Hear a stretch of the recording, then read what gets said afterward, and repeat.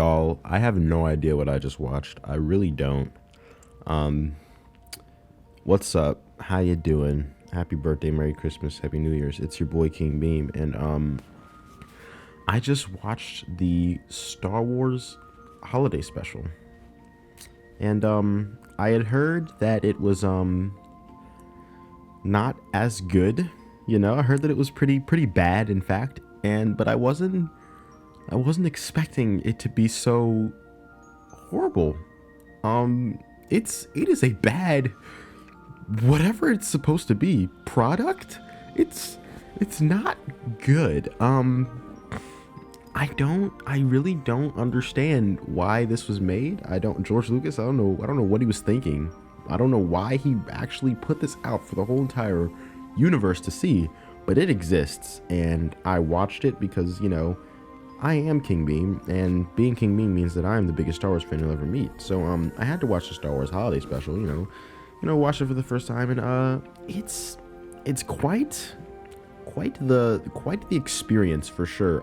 The whole premise is that it is Life Day on Kashyyyk. I guess it's their Christmas. It is Life Day, and Chewbacca wants to go home to his family. He has a wife and a child and a father, and he wants to go home to Kashyyyk to see them on Life Day. And so Han Solo's like, "Yeah, I'm gonna get you there," but of course, the evil Empire is there to stop them and track them down and kill them because they are rebels. They're rebel scum. And we have some guest appearances from Mark Hamill and Carrie Fisher, and James Earl Jones voices Darth Vader for all of 20 seconds, and Anthony Daniels as C-3PO is in here, and some other cameos are in here. It's just I don't really get what the creators were trying to create here. It's really broken up, and the quality is really bad. I'm guessing that they had no budget at all because it looks horrible. Let me just talk about Chewbacca's family real quick. His dad is the most atrocious thing I've ever seen in my life. I'm not gonna lie.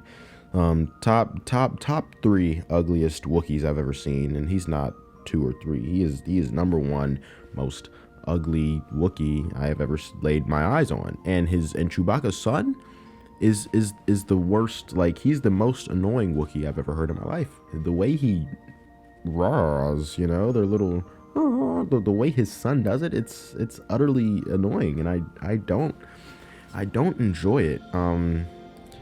They get into a lot of crazy hijinks in here, and it's like they know this like this like shopkeeper guy, and he like shows up to their house and he like gives them gifts or whatever, and he's a rebel too. I don't know what purpose he serves. I really don't know like what's going on in this film. I'm just gonna talk about some of the bizarre things that happened. Number one, I'm gonna keep that actually last. First thing I want to talk about first is there's like the little shopkeeper guy. He brings Christmas gifts and he gives one to Chewbacca's father, and Chewbacca's dad, he gave him this like dream sequence thing to like enter your mind and see your wildest desires. And so then, as he's sitting there in his little VR headset, there's this lady starts singing. There's this very provocative scene of a lady singing. I don't know why that was on his mind. I don't know what the purpose of that was, but yeah, she's like, she's like moving around, and he's like okay, bro, like, all right. In their house, they have like a little one-way, like two-way little thing where you can like contact. They have easy connection to Luke and Leia. They can like contact them openly. It's kind of interesting, and they're like, yo, where's Han and Chewie? And then they talk the Luke, not Han and Leia, they talk to Luke and Leia throughout this thing. I'm pretty sure Mark Hamill like got in a car accident or something before he filmed this, so like something was like off. I don't know.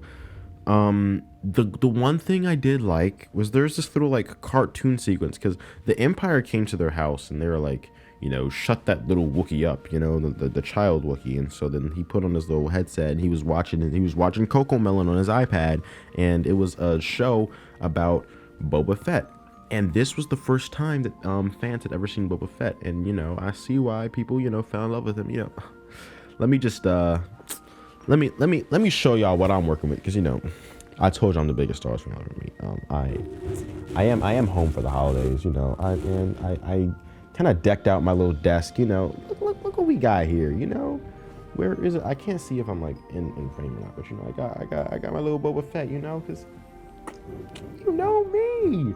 And this is the Luke who's always seen in the comic books. And this was the version of Luke that was I don't know if I could hear me in the mic, but yeah, that's the version of Luke that was in the holiday special, actually, in that little jacket. And I like the jacket. It's got some drip. We got Darth Vader coloring. And I got my lightsaber with me. Y'all know the vibes. You know how I be working. Look, check the setup though. The setup looks sweet. My little at-home setup. Anyway, I just wanted to show y'all my Boba Fett. So I was talking about Boba Fett. But yeah, I can see why people loved Boba Fett so much after watching this for the first time. And yeah, it was this really cool cartoon sequence. They were like, Han and Chewie, they found this MacGuffin, but the MacGuffin was like making humans unconscious, right? So like they crash landed on this planet, and then Boba Fett showed up, and then like Luke was there to save Han or whatever, and then Boba Fett was like, yo Luke, I can help you out, because he had this like dinosaur looking thing that could swim through the water. So he was like, yo Luke, I can help you out. And Luke's like, yo, you look cool, you look like a friend, you seem like a friend, let's help each other out. They come to find out that Boba Fett is working for Darth Vader. And so when they find out, he's like, I gotta escape. So he uses his jetpack and he flies away, and he's like, yo, I'm gonna return, and I'm gonna see y'all again, and I'm gonna get you. And that was the best part of the holiday special. If that was the entire holiday special, like the animated style looked cool. They made Han look such a caricature. It was very interesting. But I love the little animation style, and that was easily the best part of the holiday special for me. This little animated bit. Don't know why they couldn't have done that for the rest, because after you watch the animated portion, you're back out in the real world, and I don't know, the Empire's in their house now or something, and then that I don't care about that. What I wanted to talk about, what I was going to talk about first, but I wanted to leave it for last. There are so many musical numbers in this film, and I don't know why. It's Star Wars. Why are there so many musical numbers? Like, I told you, old dude Wookiee is dreaming. The girl, I just want to point out, it's a black woman too. He likes his colored woman. Anyway, black girl singing in his dreams. Then we get to this one part, and there's this pub, this bar or whatever. It's so random. I don't even know why this was in the movie. This guy, right? He went into the bar like the day before, right? And so then the little the bartender lady who owns the pub, she was like, hope you had a great time, come back again, I hope to see you again or whatever. And this simpy guy was like, oh my gosh, she said that to me. So he goes back the next night, and he brings her a flower, and he's like, those words, they really touched my heart. You said that you'd be here, you told me to come back again. And she's like, yo, I say that to everybody. And then he like gets all heartbroken or whatever. And so then I think the Empire like set a curfew, so then she's like, get out. She tells everyone to get out, and so then they don't get out, and so then they break out in song. And during the song, she's like, come back again, and then they all leave during the song. And then the guy that had his heart broken, he's like behind the bar now, and he like pops up out of nowhere with the flower. If that made zero sense to you with me describing it, it made zero sense to me as well, because what? I don't know. This came out of left field, honestly.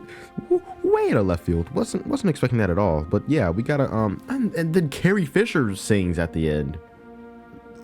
Why are we singing so much in this film? And then there's like a gymnastics portion. They turn on the like holo projector, and then they're doing gymnastics on the holo projector. For what reason? I don't know. It served nothing to the story, but it happened. Yeah. Star Wars Holiday Special. watch it, I guess. Watch it with friends. I think you guys will enjoy it if you watch it with friends. It's weird and wacky, and it shouldn't exist, but it does. And if you're a Star Wars fan, go ahead and give it a watch, specifically for the animated portion, but also for the other stuff, because the other stuff is dumb. It's like, you might enjoy it, you know, musical numbers. And they paid James Earl Jones to voice Darth Vader for all of 20 seconds. I don't understand. Star Wars Holiday Special, yeah. Thanks for watching this video. If you're still here, you know, comment it down in the comment section down below your favorite Star Wars character.